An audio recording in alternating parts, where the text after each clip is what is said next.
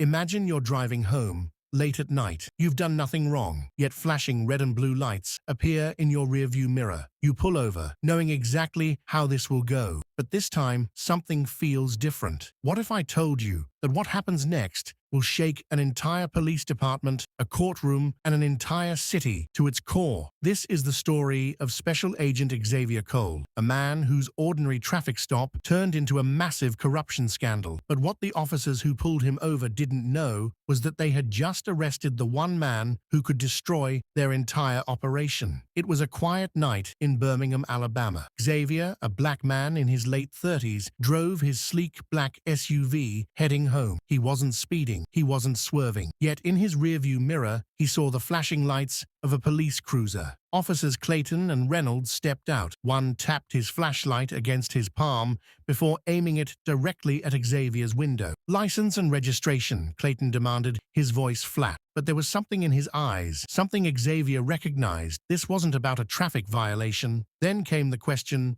Xavier expected. "You got anything illegal in the car?" "No," Xavier responded firmly. But the officers weren't looking for an answer. They were looking for an opportunity. Moments later, Officer Reynolds reached under the driver's seat. When his hand emerged, he was holding a small bag of white powder. Well, he smirked, holding it up. "What do we have here?" Xavier's pulse quickened, not out of fear, but out of calculated rage. He knew exactly what had just happened. These officers had just planted evidence on the wrong man. In seconds, his hands were in cuffs. "You have the right to remain silent," Reynolds recited, but to him, it was just a script. Xavier didn't argue. He didn't resist. Because what these officers didn't know was that he wasn't just any man. They had just framed a deep-cover CIA operative, and this was about to become the biggest mistake of their lives. The trial was supposed to be open and shut. The DA, a man who built his career on tough-on-crime policies, was confident. "These officers," he declared, "did their job. They removed a dangerous individual from the streets." But then, Xavier's defense attorney stood up, walked to the jury, and asked just one question. "Do you believe in coincidences?" The room went silent. Then she dropped the bombshell. "Your Honor, we have new evidence." The judge leaned forward. "Proceed." With a calm, steady voice, the attorney revealed the truth. The defendant, Xavier Cole, is not a criminal. He is a deep-cover CIA operative, working on a classified case involving corruption in law enforcement. And these two officers, they were already under federal investigation. Gasps filled the courtroom. The DA's smirk disappeared. Officers Clayton and Reynolds sat frozen in their seats, their confidence cracking. Then, the final blow. A federal agent entered the courtroom carrying a laptop. He set it on the evidence table and pressed play. On the screen, clear as day, was the body cam footage, the same footage that had supposedly malfunctioned. It showed everything. The moment Reynolds reached under the seat, the slight jerk of his elbow, the unmistakable motion of planting evidence. The courtroom exploded. "That's fake!" Clayton shouted, lunging forward. "Sit down, officer!" The judge's voice was sharp, final. Moments later, the bailiff was placing cuffs on the very men